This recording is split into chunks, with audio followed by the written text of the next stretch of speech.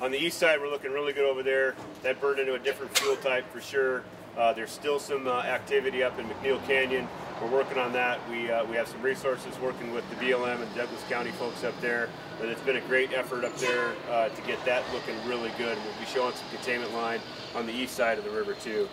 Coming back over onto the west side, and as we go north up into the Echo Mountain area and Union Canyon, that's where we're having some issues in there.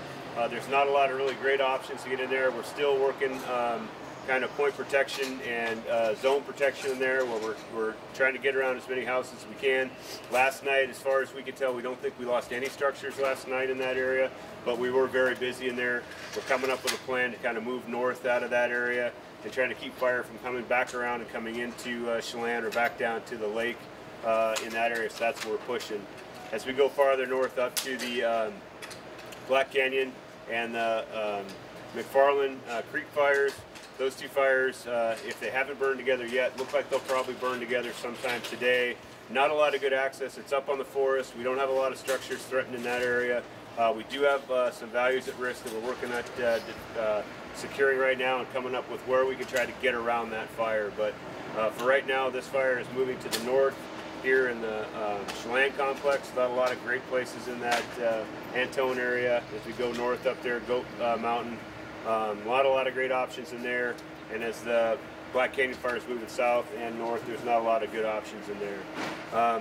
We've got a lot of stuff came together here today. This morning when I went through the our kitchen, I was 829, I believe, was the meal count. So they served 829 meals. We have about 1,000 people working on this fire right now.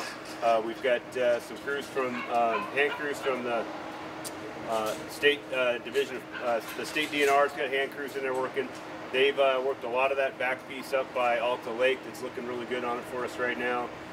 This morning, last night, we got in 5 crews from National Guard, Washington National Guard, with their overhead and their ability to get out there and get going. They ate breakfast this morning and they're engaged in the firefight today. We split them up into a couple different areas. We got a couple of hotshot crews. Our Type 1 interagency hand crews showed up last night, one from Alaska, one from Arizona, with a few days left on them. They're getting into the fight today too. So we're pulling a lot of stuff together, getting a lot of things mixed in there, starting to do that transition from the last few days. You heard us talking about doing point protection and structure protection, pretty much just going house to house. We're starting to get ourselves organized. We're starting to get the resources in that we can change over from doing nothing but structure protection and starting to get on to where we can start doing some perimeter control, getting on the edges and start working on stopping the advancement that it's working on right now.